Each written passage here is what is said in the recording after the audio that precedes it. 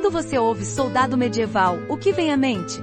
Um homem de armadura reluzente, talvez montado em um cavalo imponente, brandindo uma espada com bravura e comendo carnes nobres em banquetes sob tendas nobres? A imagem é tentadora, mas completamente falsa.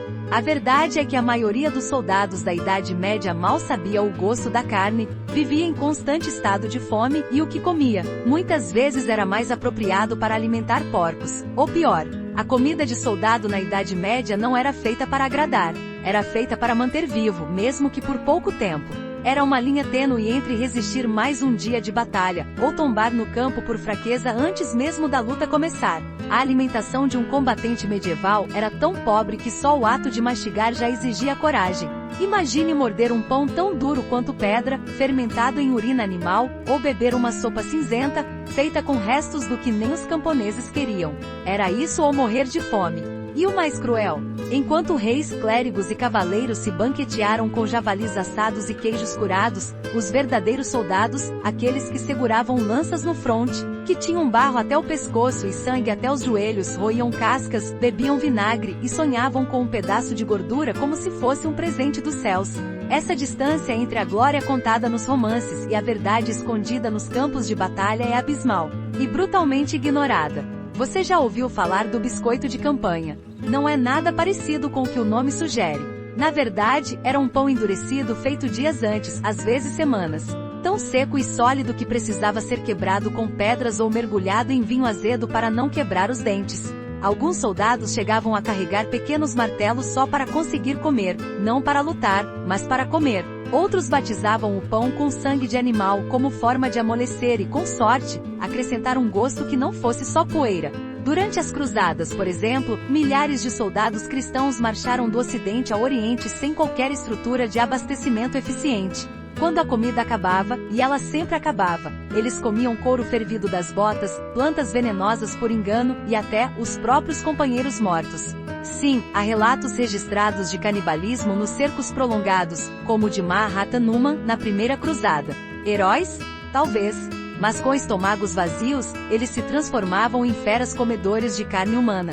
A maioria das pessoas acha que esses soldados eram recompensados com moedas e boas refeições. Mas muitos eram camponeses miseráveis, convocados à força ou enganados com promessas de perdão divino. E quando partiam, deixavam para trás suas colheitas, suas famílias, e o pouco que tinham para comer. No campo de guerra, trocavam suas vidas por um pedaço de farinha e caldo ralo. Você acha que seria forte o suficiente para viver comendo isso por meses? Aguentaria lutar dias seguidos com o estômago vazio, o corpo doente e a mente entorpecida pela fome? É fácil admirar a Idade Média quando ela é mostrada como uma pintura, mas experimente encarar a realidade por trás dessa moldura dourada e tudo muda. Soldado medieval não era símbolo de bravura, era símbolo de resistência animalesca, de sobrevivência no limite do suportável. E a comida era a humilhação servida em tigelas de madeira rachada. Uma mistura de pão mofado, sebo, ossos fervidos e esperança, a esperança de não morrer de inanição antes do inimigo chegar. E o mais curioso, mesmo nessas condições desumanas, eles continuavam lutando. Marchavam centenas de quilômetros, enfrentavam doenças, chuvas, pragas, piolhos, exércitos inimigos e a fome.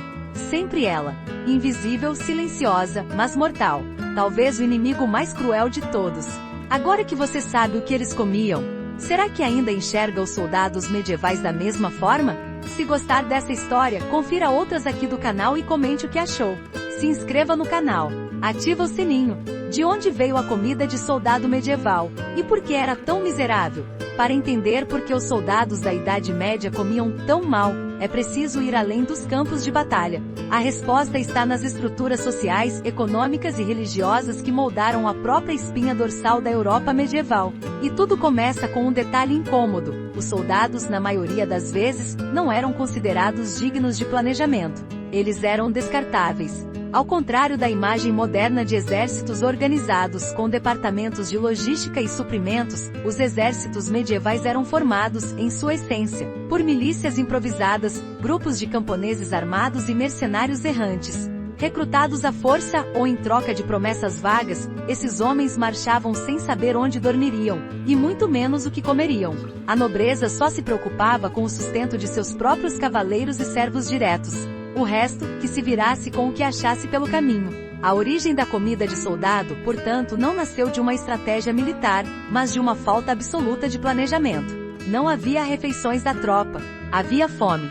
E a fome exigia improviso. Por isso, a alimentação dos soldados era baseada no que havia de mais durável e barato. Pão endurecido, cereais secos, feijões crus, toucinho rançoso e, se a sorte permitisse, um queijo mal curado. Os poucos alimentos considerados militares eram escolhidos por um único critério: não apodrecer rápido. Nutrição? Sabor? Isso era luxo de nobre. Para o soldado raso, o estômago não importava, só o braço forte e a obediência cega. Esse descaso vem desde os primeiros modelos feudais. Quando um senhor chamava seus vassalos para a guerra, cada um era responsável por trazer o próprio sustento. Isso quer dizer que muitos soldados já chegavam ao fronte com suprimentos escassos, sem saber se durariam até a primeira batalha. O conceito de intendência militar, ou seja, um setor responsável por alimentar os combatentes, só começaria a ser discutido muitos séculos depois, especialmente com os exércitos profissionais da Renascença e posteriormente da Era Napoleônica. Outro fator determinante, a religião. A Igreja Católica moldava a percepção da guerra como um ato de sacrifício espiritual. Comer mal era, portanto, mais do que um sofrimento físico, era um ato de purificação. Um soldado faminto, castigado e em dor, era visto como alguém mais próximo de Deus. Durante as cruzadas, muitos líderes religiosos diziam que jejuar antes da batalha era uma bênção. Passar fome era quase um mandamento sagrado. Mas não se engane, havia uma hierarquia até na fome. Cavaleiros tinham barris de vinho e caça fresca. Clérigos carregavam pães assados em fornos móveis. Já os pobres soldados comiam ratos. Literalmente. E quem reclamasse podia ser acusado de insubordinação, ou pior, de blasfêmia. Os exércitos mercenários que cresceram a partir do século XIII, tinham uma abordagem um pouco diferente. Eles exigiam pagamento em dinheiro e com isso, tentavam comprar comida nas aldeias por onde passavam. Mas essa prática gerava outro problema, o saque. Sem moeda suficiente e com fome crônica, muitos soldados simplesmente saqueavam povoados aliados. Violavam armazéns, matavam animais, queimavam plantações, e depois marchavam como se nada tivesse acontecido. O forrageamento virou um costume quase institucionalizado. Roubar comida virou uma tática de sobrevivência. Durante os longos cercos, como o famoso cerco de Antioquia em 1097, a comida se tornava uma arma invisível. Cortar o suprimento de grãos era tão eficaz quanto lançar flechas. Os soldados sitiados comiam restos, bebiam água podre e ferviam couro. Em muitos casos, o que manteve os homens vivos não foi a coragem, mas a capacidade de engolir o impossível. Os manuais militares da época, quando existiam, traziam mais instruções sobre como morrer com honra do que sobre como cozinhar com dignidade. A alimentação não era um capítulo, era uma nota de rodapé. Quando um guerreiro medieval partia para a guerra, sabia que o campo de batalha não era o maior perigo, era o vazio no estômago. E assim nasceu, ou melhor, se impôs, a realidade brutal da comida de soldado. Não por escolha, mas por negligência. Não como uma estratégia, mas como reflexo de um sistema onde os homens comuns valiam menos que um saco de farinha. O que realmente comia, vestia e suportava um soldado na Idade Média. Ser soldado na Idade Média era muito mais do que empunhar uma espada. Era, sobretudo, aguentar o insuportável. E a rotina de um combatente comum era um retrato brutal da miséria. A comida, o sono, a higiene, tudo isso parecia mais um castigo do que uma condição de vida. E quanto mais baixo na hierarquia ele estivesse, mais animalesco era seu cotidiano. Vamos começar pelo mais básico, dormir. Em campanhas militares, não havia tendas para todos. A maioria dos soldados dormia ao relento sobre a terra molhada, sem cobertores, usando o próprio escudo como travesseiro e a capa como manta. Quando chovia, era na lama. Quando nevava, era entre pedras. Muitos acordavam com os membros dormentes, infestados de piolhos, ou com o corpo endurecido pelo frio. O sono era leve, interrompido por gritos, tosses ou pelo medo de serem esfaqueados durante a madrugada. E comer? Esqueça qualquer noção de refeição quente e farta. O alimento típico era uma papa de grãos chamada potage, feita com aveia e cebola, às vezes um nabo ou raiz amarga. Carne? Raríssima. Quando havia, era carne salgada ou defumada, quase sempre rançosa. Muitos soldados comiam ossos fervidos até virarem uma sopa gordurosa, onde o sabor vinha mais da sujeira que da proteína. A gordura, aliás, era disputada como se fosse ouro. Um pedaço de sebo podia render uma briga. Alguns carregavam bolsas com talos de alho, cebola seca e vinagre, para disfarçar o gosto do resto. A higiene era um capítulo à parte. Banhos? Raríssimos. Não por opção, mas por falta de tempo, privacidade e principalmente água limpa. O resultado? Feridas abertas, piolhos, sarna, pulgas. O corpo se tornava um campo minado de infecções.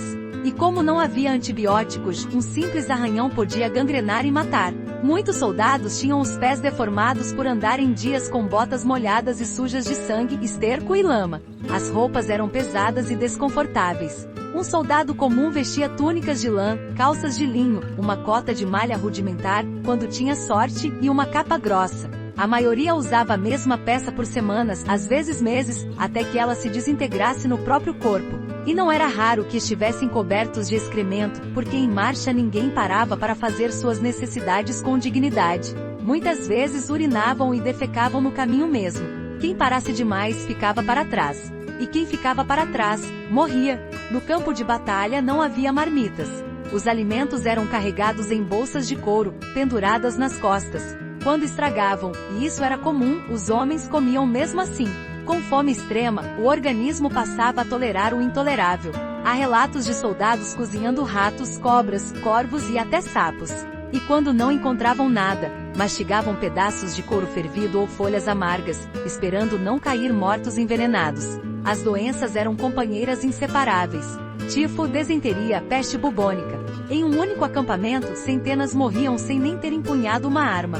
Os corpos eram empilhados e queimados, ou deixados apodrecendo ao lado dos vivos. Os soldados passavam semanas convivendo com o cheiro de morte, pisando em vermes e dormindo perto de cadáveres cobertos com panos improvisados. A sexualidade também era atravessada pela brutalidade. Muitos soldados passavam meses ou anos sem contato com mulheres.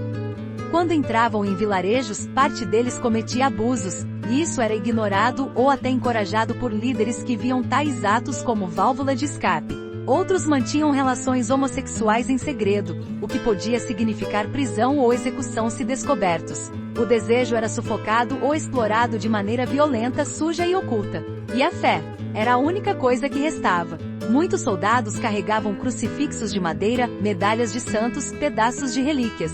Rezavam antes das batalhas, mas também antes de comer e dormir, não porque esperassem milagres, mas porque precisavam acreditar que tudo aquilo fazia algum sentido. Era essa a vida real do soldado medieval, não um herói, mas um sobrevivente miserável, comendo restos, dormindo em lama, vestindo trapos e carregando doenças nos ossos. Um ser humano no limite da fome, da dor e da fé.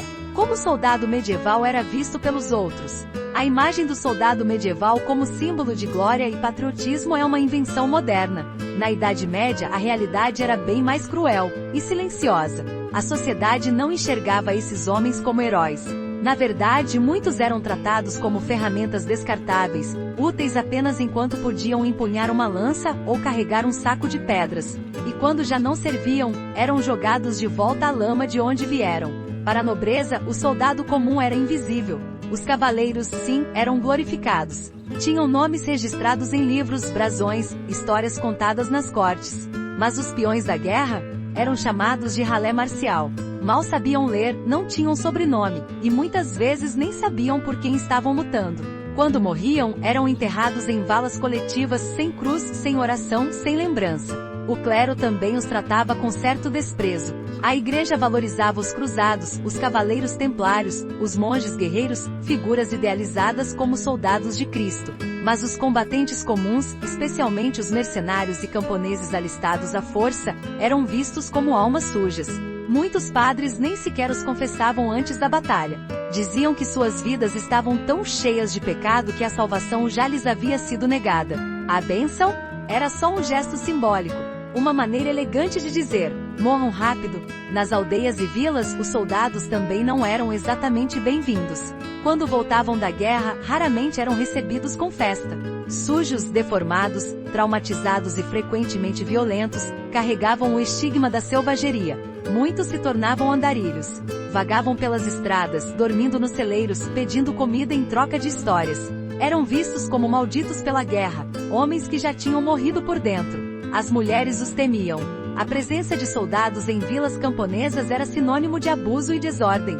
Era comum que mães escondessem filhas e esposas quando avistavam um grupo de soldados vindo pela estrada. Mesmo quando não eram inimigos, eram perigosos. A fome, o desespero e o trauma os transformavam. Já não viam diferença entre saque e sustento. O que era pecado em tempos de paz, virava sobrevivência em tempos de guerra. Entre eles próprios, o respeito era relativo. Havia solidariedade, sim, companheirismo nas trincheiras, partilha do último pedaço de pão, escudos divididos contra a chuva. Mas também havia brutalidade. Hierarquia era respeitada com medo, não com admiração. Capitães batiam em subordinados por qualquer motivo. Ordens eram gritadas como se os soldados fossem bois. Desobedecer podia significar ser chicoteado em praça pública, ou amarrado a um poste como aviso aos outros. Nas festas e celebrações religiosas, o soldado pobre era tolerado, mas nunca integrado. Podia assistir de longe. Podia beber nos cantos, se tivesse algo para trocar. Mas não era convidado para os brindes nem dançava com as moças. Sua presença era incômoda. Um lembrete ambulante de que a guerra nunca estava longe demais. Curiosamente, os trovadores e cronistas medievais quase nunca cantavam sobre esses homens. As baladas eram reservadas aos cavaleiros, aos reis, aos mártires. O soldado sem nome era ignorado pelas canções. Morreu em silêncio. Viveu em silêncio. Foi esquecido em silêncio. Mas havia exceções. Em algumas regiões da Europa, especialmente durante as revoltas populares, o soldado comum era visto como símbolo de resistência. Quando lutas camponesas estouravam, esses homens eram chamados de volta às armas, agora contra os mesmos senhores que antes os comandavam. E em raros momentos viravam líderes, como Wat Tyler na Inglaterra ou os Jacques na França. Mas esses casos eram exceções, e geralmente terminavam em morte violenta. Os soldados também tinham seus próprios códigos. Alguns portavam pequenos símbolos presos à roupa, pedaços de pano, galhos, contas de madeira, para identificar entre si quem era de confiança. Não confiavam na população civil, nem em boa parte dos oficiais. Viviam num mundo paralelo, onde a honra era medida pelo que se aguentava, e não pelo que se conquistava. No fim, o soldado medieval era visto por muitos como um mal necessário. Um cão de guerra. Um bruto útil. Nunca um cidadão. Nunca um herói. Era o primeiro a ser mandado para o fronte, e o último a ser lembrado quando a guerra acabava. O que um soldado medieval não podia mostrar, fazer, ou sequer pensar. A vida de um soldado medieval era uma corda bamba esticada sobre o abismo da fome, da doença e da guerra. Mas havia algo ainda mais perigoso do que uma lança inimiga: a própria língua, os próprios pensamentos e os próprios segredos. Porque no campo de batalha, e fora dele, existiam coisas que um soldado jamais podia dizer, jamais podia fazer, sob risco de castigos piores que a morte. O primeiro risco era o mais óbvio: desobedecer. A cadeia de comando era sagrada, e qualquer sinal de insubordinação podia resultar em punições imediatas. Negar-se a marchar, chicote. Questionar uma ordem absurda, enforcamento. Fugir da batalha? Enfiavam uma estaca no chão e deixavam o covarde apodrecer amarrado ali, para que os outros vissem. Havia relatos de soldados sendo enterrados vivos por traição, sem julgamento, sem defesa. Mas nem só os atos eram perigosos. Os pensamentos também. Criticar a fé? Dizer que Deus havia abandonado o exército? Que a cruzada era injusta? Blasfêmia. E a blasfêmia podia custar caro. Em certas campanhas, os soldados eram obrigados a rezar 3 vezes ao dia, mesmo esfarrapados, famintos, feridos. Se alguém fosse visto zombando de um sermão ou ignorando uma procissão, podia ser amarrado no centro do acampamento, coberto de esterco e deixado como exemplo. Existiam também segredos que jamais podiam ser revelados, como, por exemplo, ser homossexual. Em um ambiente hipermasculino violento regido por leis canônicas e códigos militares brutais, qualquer suspeita de comportamento inaceitável podia resultar em tortura ou execução. E no entanto, entre soldados isolados por meses, longe de qualquer contato feminino, relações ocultas aconteciam. Mas eram camufladas, abafadas, negadas até o fim. A descoberta significava a morte, lenta, cruel e sem misericórdia. Outro segredo perigoso: roubar comida. Sim, o mesmo pão duro que muitos desprezariam hoje era objeto de disputa mortal. Se um soldado fosse pego escondendo provisões, podia ser mutilado. Cortavam-lhe as orelhas ou a mão, dependendo do comandante. Em tempos de fome extrema, a desonra era menor que o desespero. Muitos arriscavam tudo por um pedaço de carne podre. E muitos morriam por isso. soldados também precisavam esconder doenças. Febre, feridas purulentas, tosse com sangue, qualquer sinal de fraqueza podia significar exclusão. Um homem doente era um peso morto, uma ameaça ao moral do grupo. Alguns eram abandonados no caminho, jogados em valas, deixados aos corvos. Para sobreviver, muitos escondiam a dor até que não pudessem mais andar. Caminhavam com feridas abertas, disfarçavam vômitos, costuravam roupas em torno de membros necrosados. Preferiam morrer lutando do que serem largados como lixo humano. Existiam também códigos não escritos entre os soldados. Uma espécie de moral sombria, onde certas traições eram permitidas, e outras não. Por exemplo, roubar um civil em uma vila saqueada era tolerado, desde que não se voltasse contra um companheiro. Quem traía outro soldado era caçado pelo próprio grupo. Em noites silenciosas, desapareciam homens que haviam abusado da confiança alheia, um justiçamento informal praticado longe dos olhos dos superiores. Há relatos de soldados que guardavam amuletos pagãos escondidos nas botas ou costurados nas túnicas, pequenos símbolos de antigas crenças, muito antes do cristianismo. Para a igreja, isso era heresia. Mas no campo de batalha, onde o inferno parecia mais real que o céu, qualquer ajuda espiritual era válida, mesmo a mais condenada. Só que, se descobertos, esses homens podiam ser acusados de feitiçaria, entregues aos monges inquisidores, torturados até confessarem alianças com o demônio. Até mesmo o choro era proibido. Um soldado que chorasse por medo, saudade ou dor era visto como fraco, e a fraqueza era contagiosa. Os outros podiam denunciar. Havia homens que amarravam panos na boca para sufocar o pranto, que rasgavam as próprias mãos com unhas para canalizar o desespero em outra dor. A guerra não permitia lágrimas, apenas sangue. Em suma, ser soldado não era apenas sobreviver às espadas inimigas. Era sobreviver ao próprio grupo, aos líderes, à fé, à fome e ao silêncio. Um jogo cruel onde o menor erro podia custar tudo, e onde os segredos mais profundos eram enterrados vivos, junto com seus donos, quando a comida acabava, e a humanidade também. Existem registros que não foram feitos para tranquilizar ninguém, e os momentos mais sombrios da vida dos soldados medievais não envolvem apenas o campo de batalha, mas o que acontecia quando o combate terminava, e restava apenas a fome. Uma fome tão profunda, tão absoluta, que fez os homens ultrapassarem todos os limites da moralidade, da fé e da sanidade. Durante o cerco de Mahatma Numa, em 1098, durante a Primeira Cruzada, os soldados cristãos, famintos após meses cercando a cidade síria, cometeram um dos atos mais chocantes da história militar registrada. Quando finalmente invadiram a cidade, encontraram depósitos vazios, cadáveres nas ruas e nenhum alimento. Então comeram os próprios inimigos mortos. Cronistas da época relataram com horror, soldados esquartejando corpos, fervendo carne humana em caldeirões, assando pedaços no fogo e dividindo entre si como se fossem animais selvagens. E mais, isso não foi feito em segredo.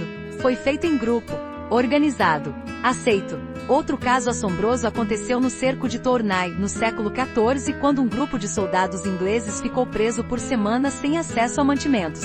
Começaram cozinhando o couro das botas, depois folhas, ratos, e por fim desenterraram cadáveres de soldados recém-mortos, extraíram a gordura das coxas e cozinharam como se fosse carne de porco. Esse relato foi ocultado por séculos, mas reapareceu em documentos reaproveitados em mosteiros, e hoje se sabe que não foi um caso isolado. Em Castillon-sur-Dordogne, em 1453, último grande confronto da Guerra dos 100 Anos, centenas de soldados franceses foram aprisionados após uma derrota brutal. Sem suprimentos e isolados por semanas, começaram a beber a própria urina e a comer as unhas, cabelos, até pedaços de couro dos escudos. Há um registro de um capitão que matou 2 de seus homens, alegando que Deus havia permitido, e cozinhou suas vísceras com cebola selvagem encontrada no mato. Quando os carcereiros finalmente chegaram, encontraram restos humanos organizados como carne de açougue. E não era apenas em cercos que o horror acontecia. Em acampamentos improvisados no meio de florestas, onde a chuva não parava por semanas, os soldados passavam dias sem ver comida. Um diário anônimo de um escudeiro alemão, escrito no século XIII, descreve uma cena de delírio: soldados famintos mordendo seus próprios braços, imaginando que eram assados. Outro cortou a orelha de um companheiro dormindo e tentou fritá-la em gordura de vela. Muitos enlouqueciam. Literalmente. A fome, combinada com o trauma das batalhas, fazia com que perdessem o senso da realidade. Um grupo de soldados búlgaros, após ficar isolado nos Montes Balcãs durante o inverno de 1271, começou a seguir um corvo branco. Acreditavam que o animal era um sinal divino que os levaria até uma mesa celestial. Foram encontrados dias depois congelados com olhos arrancados, eles mesmos os haviam comido. E o mais perverso, não havia punição real para esses atos. Porque todos sabiam que na guerra, a linha entre civilização e selvageria era finíssima. Quando o pão acaba, acaba junto qualquer noção de humanidade. Comer carne humana, ferver ossos, mastigar sapatos, deixava de ser grotesco. Virava método. Esses episódios raramente são contados, porque não cabem nos livros que romantizam cavaleiros e cruzadas. Mas estão lá, escondidos nas cartas dos monges, nos relatos dos médicos de campanha, nos registros da Santa Sé. E o que dizem é claro, a fome levava os homens a se transformarem em bestas. E isso era mais comum do que se quer admitir. Muitos soldados que sobreviveram a essas experiências nunca mais foram os mesmos. Evitavam carne, recusavam festas, tinham surtos em banquetes. Tinham pesadelos com ossos estalando entre os dentes. Eram vistos como loucos, amaldiçoados. Mas nunca contavam o que realmente tinham feito, porque sabiam que não haveria perdão, nem mesmo de Deus. A guerra medieval não era feita só de espadas, mas de vísceras fervidas, de escolhas impensáveis, e de uma verdade obscura. Quando a comida acaba, o soldado não vira mártir, vira predador. Como os soldados invisíveis moldavam vitórias, mesmo sendo tratados como nada. Eles eram a escória, os esquecidos, os descartáveis. Mas eram também a espinha dorsal da guerra. Os soldados comuns, aqueles que comiam pão mofado e dormiam sobre a lama, tinham um poder que ninguém ousava admitir em voz alta, o poder invisível de decidir o curso de uma batalha, ou de uma nação inteira. Nenhuma guerra na Idade Média foi vencida apenas por reis, cavaleiros ou estrategistas. Quem sustentava o peso real das vitórias eram os pés rachados e famintos dos soldados de infantaria. E por mais que fossem ignorados nas crônicas, suas escolhas, muitas vezes silenciosas, redefiniram o rumo de impérios. Durante a Batalha de Agincourt, em 1415, por exemplo, os arqueiros ingleses, camponeses treinados e mal alimentados, dizimaram a cavalaria francesa, considerada invencível. Não foi uma manobra de elite. Foi o reflexo de semanas de fome, resistência e uma disciplina forjada pelo desespero. Foram os soldados invisíveis que, em formação cerrada, enfrentaram os mais ricos cavaleiros da França e venceram. Mas o poder desses homens ia além da força bruta. Estava na boca, no ouvido, na mente. Em cada acampamento, nas pausas silenciosas entre marchas, nas filas por água ou por um pedaço de pão, formava-se uma rede de boatos, rumores e conselhos que se espalhava mais rápido do que as ordens dos generais. Era o chamado vento da tropa, uma opinião coletiva subterrânea que influenciava tudo. Um rumor bem plantado entre soldados podia matar um comandante. Muitos líderes caíram porque suas tropas perderam a fé, não por covardia, mas por raiva acumulada. O conde Guy de Montfort, por exemplo, foi morto por seus próprios soldados após ser acusado de guardar alimentos só para si durante o cerco de Zadar, em 1202. Ninguém ousava dizer em público, mas à noite, em voz baixa, o veredicto se espalhava como fogo. Quando ele acordou, estava com a garganta aberta e os mantimentos saqueados. Havia também os informantes internos. Soldados que, em troca de comida, moedas ou perdão, repassavam informações cruciais aos inimigos. E como eram os mais ignorados, podiam circular livremente, escutar os planos de comando, observar a movimentação de tropas. Um mercenário anônimo, por exemplo, é citado em cartas venezianas do século XIV como responsável por repassar a posição de carregamentos secretos de pólvora, o que resultou em uma explosão devastadora que dizimou toda uma linha de frente. O nome dele nunca foi registrado, mas seu ato mudou a guerra. Mesmo dentro dos castelos, soldados maltratados agiam nas sombras.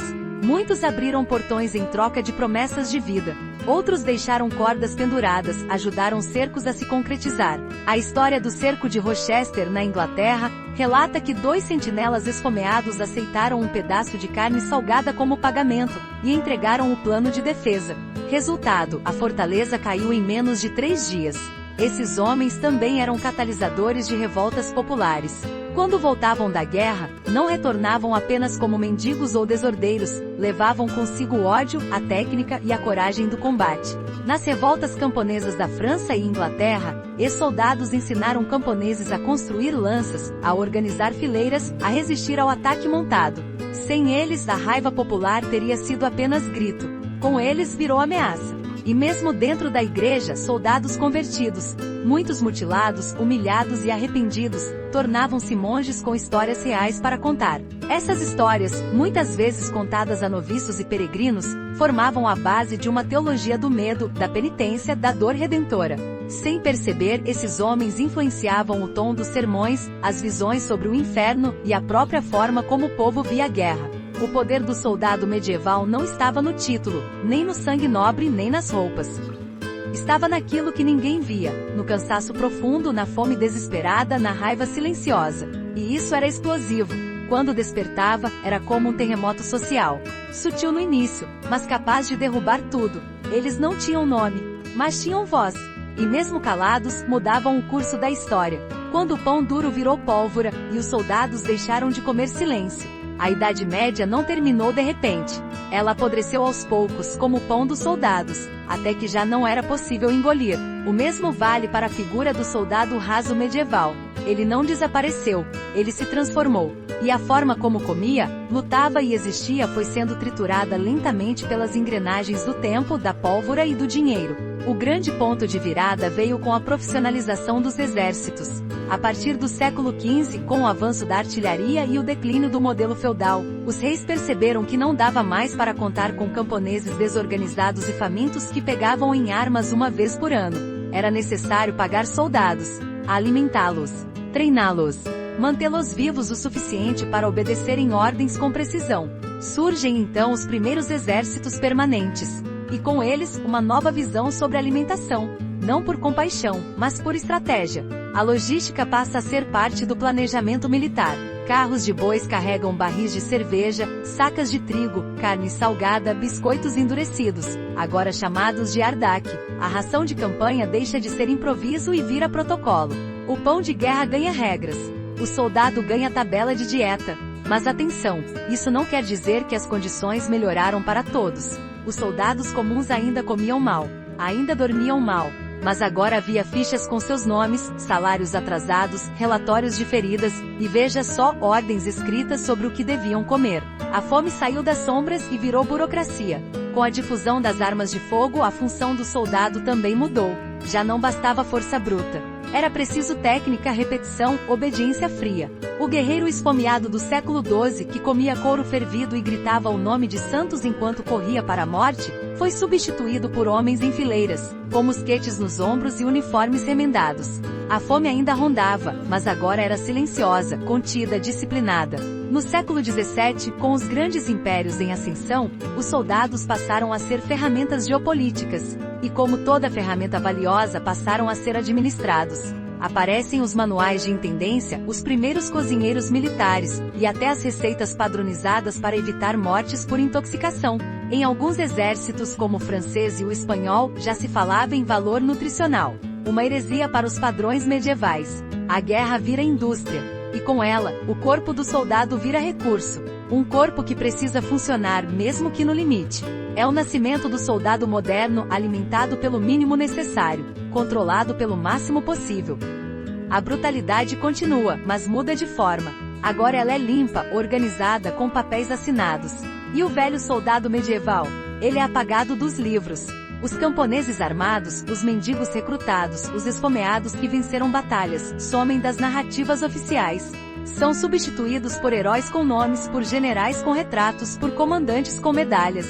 O soldado sem rosto, que comeu rato, que bebeu lama, vira sombra nos rodapés da história. Mas ele não desaparece completamente. Suas heranças continuam ecoando. O pão seco, por exemplo, vira biscoito militar. A carne salgada vira conservas. O sebo vira ração de gordura.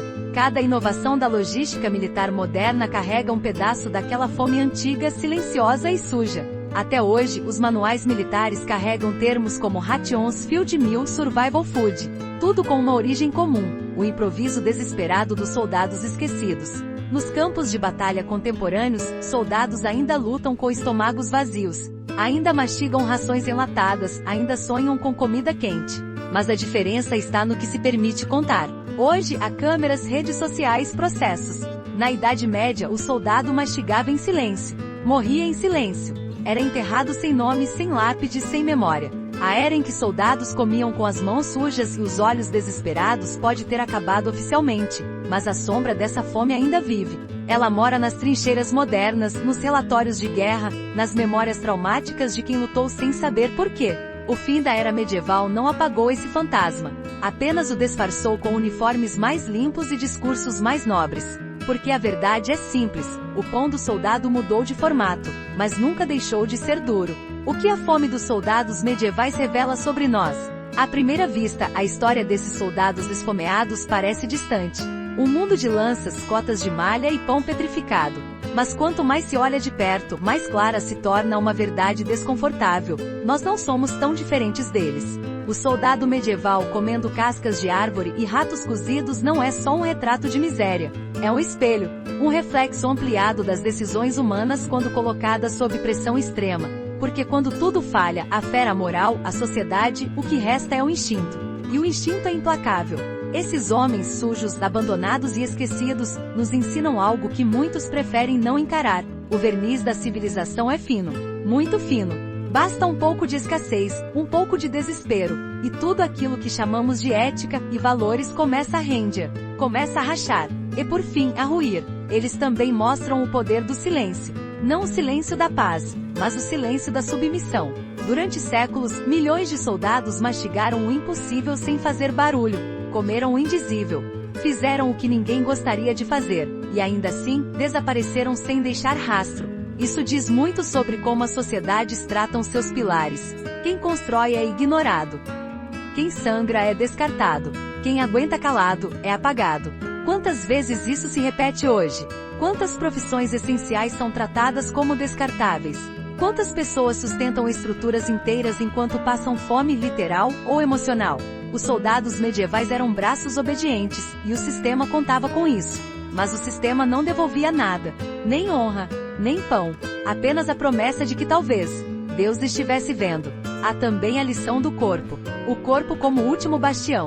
Quando tudo falta, comida, sono, proteção, compaixão, o corpo se torna trincheira. Aqueles soldados com feridas abertas, ossos quebrados e estômagos vazios nos ensinam algo brutal. O corpo aguenta mais do que a mente permite imaginar, mas sempre cobra o preço. Alguns enlouqueciam, outros se tornavam bestas, mas todos, sem exceção, pagavam. E que dizer da fé? Essa foi a bengala dos desesperados. Muitos soldados rezavam antes de comer pedaços de carne humana. Repetiam salmos enquanto cozinhavam couro. Não por hipocrisia, mas porque era a única forma de manter alguma conexão com o que chamavam de alma. A fé não era consolo, era âncora, mesmo que enterrada na lama. Essas histórias também revelam o quanto a guerra e a fome distorcem a moral coletiva. Em tempos de paz, há leis. Em tempos de guerra, há exceções. E muitas dessas exceções se tornam hábitos. E muitos desses hábitos se tornam normas. Assim nasceu o costume do saque, o estupro como prêmio, a fome como ferramenta. E o mais assustador, todos sabiam, e quase ninguém fazia nada. Mas talvez a lição mais profunda esteja no fato de que mesmo em meio a esse horror, havia solidariedade. Soldados que dividiam o último pedaço de pão, que trocavam um gole de vinagre por uma história, que enterravam os mortos com respeito, mesmo sabendo que ninguém os enterraria. Isso mostra que mesmo no inferno, a centelha da humanidade insiste em sobreviver. Pequena, frágil, mas teimosa. E é aqui que a pergunta vira flecha. O que você faria no lugar deles? Dividiria ou esconderia? Roubaria ou morreria? Fingiria não ver? Ou arrancaria o próprio nome da história para salvar outro? Porque essas são escolhas que definem mais do que um destino. Definem quem somos quando ninguém está olhando. A fome dos soldados medievais não é só sobre comida. É sobre ausência, de cuidado, de nome, de justiça, e sobretudo, de memória. Eles existiram, marcharam, morreram, comeram o que não se pode descrever. E tudo isso foi varrido para debaixo do tapete das epopeias. Mas agora, neste momento, ao lembrar deles, estamos reabrindo essa ferida. Não para romantizá-la, mas para olhá-la de frente. Porque talvez eles não fossem os loucos. Talvez fossemos nós. Talvez o mundo deles fosse mais sincero, e o nosso, só mais disfarçado. Você aguentaria comer o que eles comiam? Dormir onde eles dormiam? Morrer como eles morriam? Feche os olhos por um instante. Esqueça sua cama, seu banheiro, sua geladeira. Imagine-se com os pés rachados de tanto andar. O estômago vazio há 2 dias. O corpo coçando por piolhos e feridas infeccionadas. Você está num campo aberto, frio cortante, lama até os joelhos. Ao seu lado, há um pedaço de pão duro como pedra, e uma faca suja. Você tem fome. Você treme. E tudo que você tem é a decisão: mastigar o impossível, ou desmaiar esperando um milagre. Agora responda com sinceridade. Será que você sobreviveria? Porque essa era a realidade do soldado medieval. Ele não era feito de aço, como nas pinturas. Era carne, osso, suor, febre. Era um ser humano como você, mas jogado em um cenário onde a sobrevivência era medida em mordidas. Onde o almoço podia ser um rato. Onde o jantar podia ser ninguém. E se você nascesse naquela época? Não como um nobre, mas como um filho de camponeses levado à força para uma guerra que não entende. Sem saber ler, sem saber orar direito, com frio nos ossos e uma lança que nunca aprendeu a usar. Você conseguiria caminhar 30 quilômetros sem sapatos, carregando armadura e fome? E se numa noite de silêncio absoluto, você ouvisse o estômago de um companheiro roncando mais alto que as corujas, e visse ele olhando com desejo para o corpo de um soldado morto ao lado? Você fingiria não ver? Você o impediria? Ou você se juntaria a ele? E quando visse um superior se alimentando com carne fresca enquanto o resto da tropa mastigava sebo, você gritaria? Se rebelaria? Ou aceitaria calado, sabendo que um grito poderia te custar os dentes, ou a vida? Você acha que teria coragem de esconder um pedaço de pão dentro da bota, mesmo sabendo que se descoberto perderia a mão? Você aguentaria passar dias bebendo água suja de poça, sabendo que a próxima golada pode te matar de desenteria? E a fé? Você ainda acreditaria em Deus depois de ver seu amigo morrer comendo carne de corvo podre? Ou depois de caminhar entre corpos abertos por flechas, com ratos se alimentando de olhos e línguas humanas? Você rezaria? Ou perderia a fé? Essas perguntas não são ficção, são realidade. A realidade de milhares, talvez milhões, de homens comuns que passaram por tudo isso e foram esquecidos. E agora, você os conhece. Você os ouviu. E talvez, pela primeira vez, entenda o que significa comida de soldado. Não é só sobre o que se come, é sobre o que se engole. O orgulho, a dor, o medo, a vergonha. Um soldado medieval engolia tudo isso e seguia em frente. Porque não havia escolha. A única saída era seguir ou morrer. Mas será que no fundo somos tão diferentes? Quantas vezes você já engoliu silêncio para não ser demitido? Quantas vezes você fingiu estar bem porque não podia parar? Quantas vezes você se sentiu invisível, mesmo sendo quem segurava tudo de pé? O soldado medieval está mais perto de você do que imagina. Hoje não comemos pão de pedra, mas engolimos reuniões que nos sufocam, metas que nos adoecem, culpas que nos paralisam.